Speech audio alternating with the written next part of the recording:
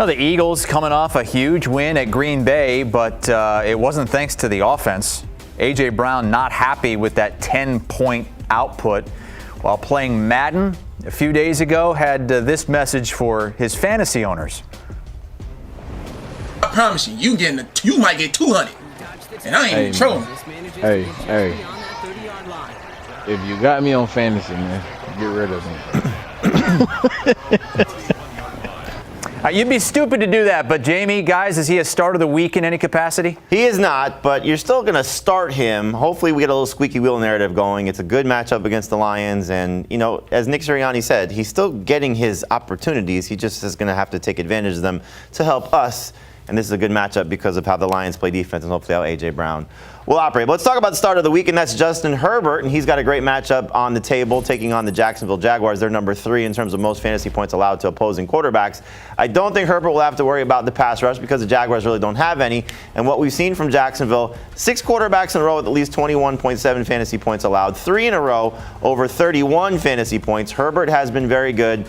Prior to last week, he had hit 22.8 fantasy points in 5 of his last 6 games. So I think we'll see him come out and play at a very high level. We all have him as at least a top 8 quarterback. It's just a great matchup. I don't think Kamani Vidal will have a dominant game like we saw last week against the Steelers because, you know what, it's every other week for Kamani Vidal. So that's kind of been the problem. So we're on the odd week here in terms of his production. But I love the setup for Justin Herbert. Hopefully he delivers, and we'll see how the Chargers do here with being favorites on the road. All right, let's talk about some other starts and sits for this week. I'll give you mine first, going with Aaron Jones and Tez Johnson as 2 guys that I'm very excited about for week number 11. Looking at the setup for these 2 guys in particular, Jones owns the city of Chicago in his last 13 games against the... Did I say something wrong? No, you did not. Continue. Okay. In the case of what he's done in the last 13 games, he's averaging over 18 PPR points per game against them. And in the case of Tez Johnson, 15.8 PPR points or more in 2 of his last 3. It's been touchdown dependent, 3 touchdowns in those 3 games. But I do think the narrative that I see unfolding here for Tampa Bay is that the Buffalo Bills will be playing with the lead. The Bucs will be chasing points. We'll see an uptick in targets for Tez Johnson, and I think he comes through as a top 20 wide receiver for week number 11. Dave, let's talk about some guys you like here.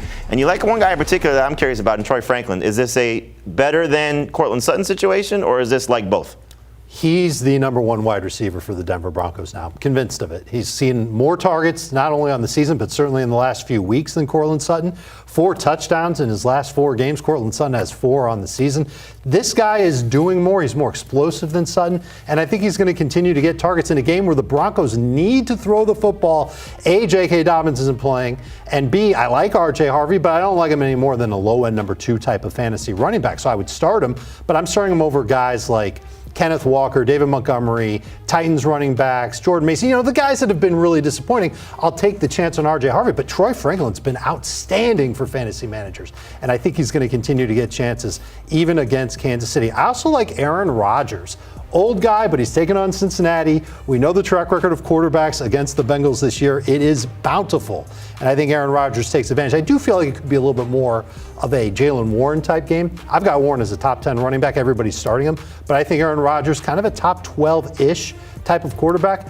I actually think it's a tough decision between Aaron Rodgers and Patrick Mahomes this week. And I've got that decision to make. Right now, Mahomes is in my lineup. It sounds crazy, but it really comes down to Rodgers against Cincinnati. Could be a high-scoring game. Could be a game where Rodgers looks to bounce back. It would be nice to see Rodgers lean on DK Metcalf, who's a guy that you're highlighting this week as one of your starts. I think you have to start DK Metcalf despite the fact that it's been really bad lately. Just 41 receiving yards in his last 2 games. Hasn't been over 60 receiving yards since October the 12th. But it's the Cincinnati Bengals. The Steelers have an implied total of 27.5 in this game, one of the highest on the slate. The Bengals have been arguably the worst defense in the last decade of the NFL so far this season.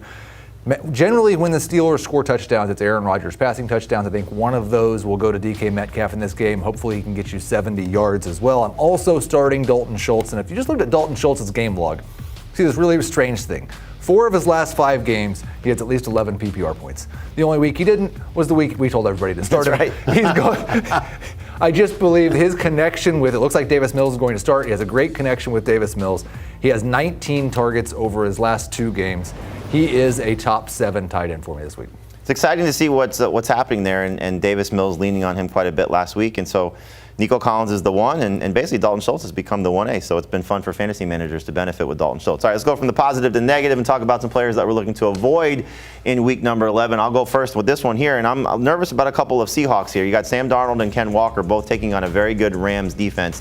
In terms of Darnold, he's obviously been one of the better quarterbacks in reality. In fantasy, however, he's been under 20 fantasy points in 5 of 9 starts. He's got 6 turnovers in his last 3 games. I do hope, and this kind of plays into why Walker is probably going to struggle, that we see Sam Darnold throwing a little bit. But this is such a great week for quarterbacks that he's an easy guy to get away from. I would start Tua Tagovailoa over him, Marcus Mariota over him. I still would even consider starting Jacoby Brissett over him without Marvin Harrison. And I also like Geno Smith better than him as well. So tough week for Darnold, I think, to get to where he needs to get to. And I do think this Rams defense obviously going to make him struggle. Only 3 quarterbacks over 20 fantasy points against the Rams so far this season. In the case of Walker, he has not scored a touchdown since week 3. Since that time, we've seen Zach Charbonnet score 5 touchdowns. We saw George Holani, the 3rd-string running back, score a touchdown last week. Why do they hate Ken Walker? I have no idea, but this is not a matchup where you want to trust him. The Rams finally allowed a rushing touchdown to running back. It was last week. I don't think they're going to allow multiple touchdowns in back-to-back weeks. I think it's going to be a bad week for Ken Walker. Just a struggling week for the Seahawks offense in terms of a couple of their star players. So I would sit Sam Darnold and Ken Walker. I mean, even if they do it, it's going to go to Charbonnet and Holani and Sean Alexander. That's right. Kurt Warren, the other Kurt Warner. Yeah. That's right. Maybe some throwbacks there for the Seahawks backfield. All right, Dave, let's talk about a couple players you want to sit, and they're both former teammates in terms of Jared Goff and current team, Jared Goff and David Montgomery. It's almost the same thing as the Seattle situation with Darnold and Kenneth Walker. And I think I like the Seattle guys better than I like the Lions guys. Can't stand this matchup for both Goff and Montgomery. Outdoors, on the road, against Philadelphia. Defense is better. You saw it on Monday night against Green Bay. Goff under pressure, he's a mess. I don't think he's even going to get the projected 19 fantasy points. I think I would chance it on Darnold over Goff, but that's a tough decision that fantasy managers are going to make.